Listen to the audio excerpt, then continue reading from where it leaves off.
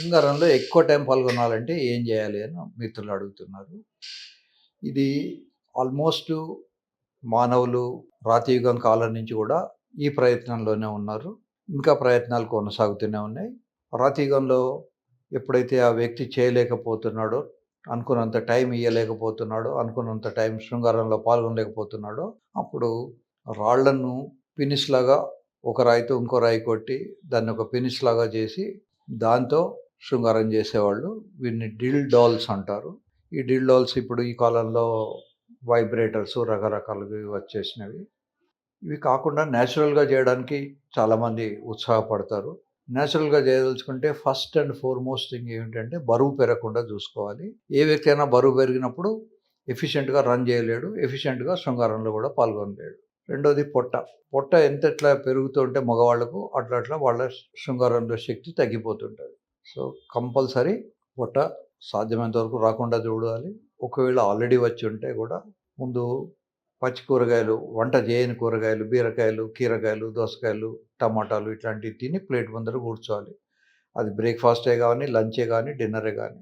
కడుపు నిండిన తర్వాత మనం ఎక్కువ తినలేము. కనుక కడుపు వీటితో నింపుకొని ప్లేట్ ముందర దగ్గరికెళ్ళాలి. ఈ మధ్య కాలంలో వెయిట్ రిడక్షన్ కోసమని, ఆకలి తగ్గించుకోవడానికి కోసమని రకరకాలైనటువంటి కొత్త కొత్త టాబ్లెట్స్ గూడా వచ్చాయి. వాటికి వల్ల కొన్ని సైడ్ ఎఫెక్ట్స్ ఒక్కొక్కసారి దానివల్ల మోషన్స్ అవ్వడం గానీ, వాంతులు అవ్వడం గానీ, పొట్టలో తిప్పడం గానీ జరుగుతూ ఉంటది.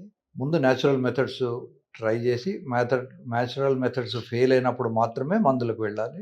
రెండోది ఎక్సర్‌సైజ్.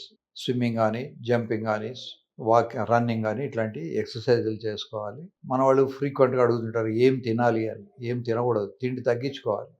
అడవిలో పులి ఉంటుంది, జింక ఉంటుంది. మీరెప్పుడైనా చూడండి, జూలో ఉన్న పులికి కొంచెం పొట్ట ఉండొచ్చు గానీ, అడవిలో ఉండే పులి వీడియోలు మనం సోషల్ మీడియాలో చాలా సార్లు వస్తుంటాయి. ఆ పొట్ట లోపలికెళ్ళి ఉంటుంది.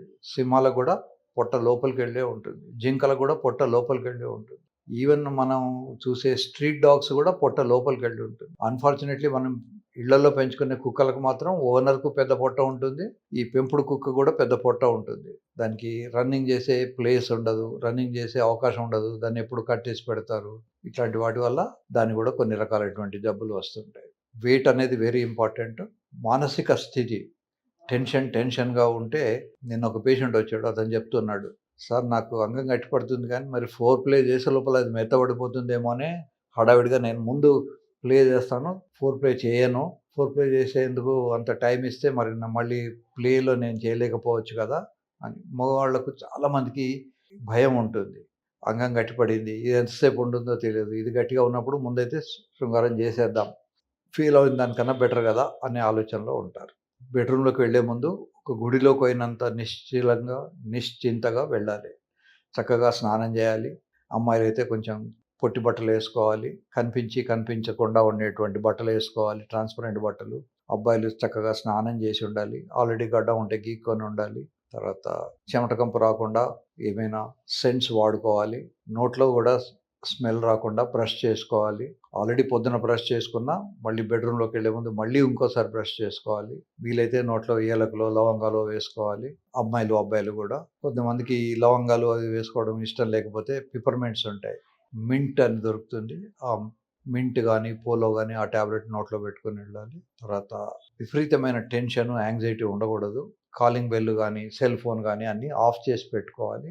వీడు సరిగ్గా శృంగారం చేసేప్పుడు పొరపాటున వీడి సెల్ ఫోన్ మోగిందనుకోండి, వీడి ఎరెక్షన్ ఎళ్ళిపోతుంది. మళ్ళీ ఒక్కొక్కసారి కొన్ని గంటలైతే గానీ ఎరెక్షన్ రాకుండా ఉంటుంది. కనుక ఇవి కాకుండా టాబ్లెట్స్ ఉంటాయి. డపాక్సిటిన్ అనే ఒక ఫేమస్ టాబ్లెట్ ఉంది.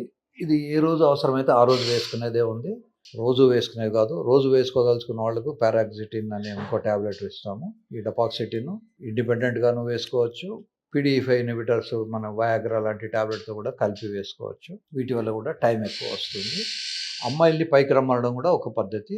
ఫిమేల్ టాప్ అంటారు. ఫిమేల్ టాప్‌లో కూడా మనకు ఎక్కువ టైం వస్తూ ఉంటుంది. కేరళలో ఒక స్టైల్ ఉంది. అక్కడ కల్చరల్‌గా ప్రతి బెడ్‌రూమ్‌లోనూ ఒక తాడు వేలాడుతుంటుంది. అమ్మాయి అబ్బాయి మీద కూర్చొని ఆ తాడు సహాయంతోటి ఆమెని థరస్ట్ చేస్తుంటుంది. It's a good culture.